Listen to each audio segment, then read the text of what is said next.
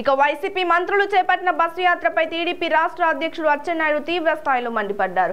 Bus యాత్ర చేస్తున్న మంత్రుల్లో ఒక్కరికైనా నోరుందా అంటూ నిలదీశారు. ప్రజల ఇబ్బందులను సీఎం జగన్ కు చెప్పే ధైర్యం ఉందా అని ప్రశ్నించారు.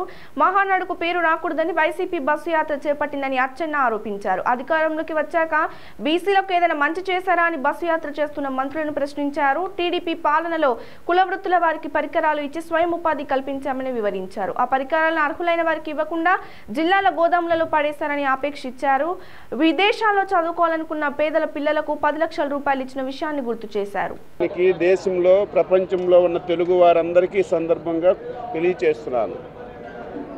అయితే ఒక రాజకీయ పార్టీ గత 40 సంవత్సరాలు చేస్తున్నటువంటి ఈవెంట్ని అధికారంలో ఉన్నటువంటి వైసీపీ పార్టీ, ముఖ్యంగా ముఖ్యమంత్రి జగన్మోహన్ రెడ్డి వారి యొక్క తాబేదారులు ఈవెంట్ని చెడగొట్టడానికి ఎన్ని ప్రయత్నాలు చేస్తున్నారో ఈ సమావేశం ద్వారా రాష్ట్ర ప్రజానీకానికి ఆలోచన చేయమని చెప్పి నేను కోరుతున్నాను. మహానాడుని ఒంగోలులో ఏర్పాటు చేసుకుంటామని చెప్పి నిర్ణయించి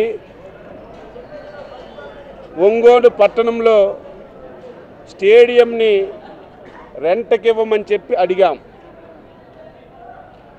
అది కూడా పద్ధతి ప్రకారం గతంలో మీరు రాజకీయ పార్టీలకు కానీ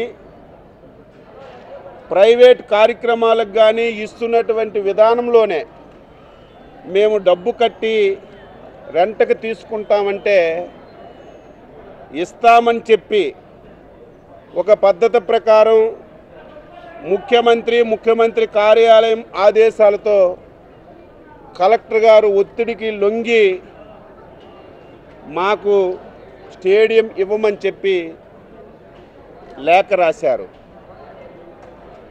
అయితే తెలుగుదేశం పార్టీ ఒక వ్యక్తిదో, ఒక ప్రాంతానిదో, ఒక కులానిదో, ఒక మతానిదో కాదు, ప్రజల హృదయాలలో ఉన్నటువంటి పార్టీ. తెలుగువాడు ప్రతి ఒక్కడు ఇది నా పార్టీ అనే భావించినటువంటి పార్టీ.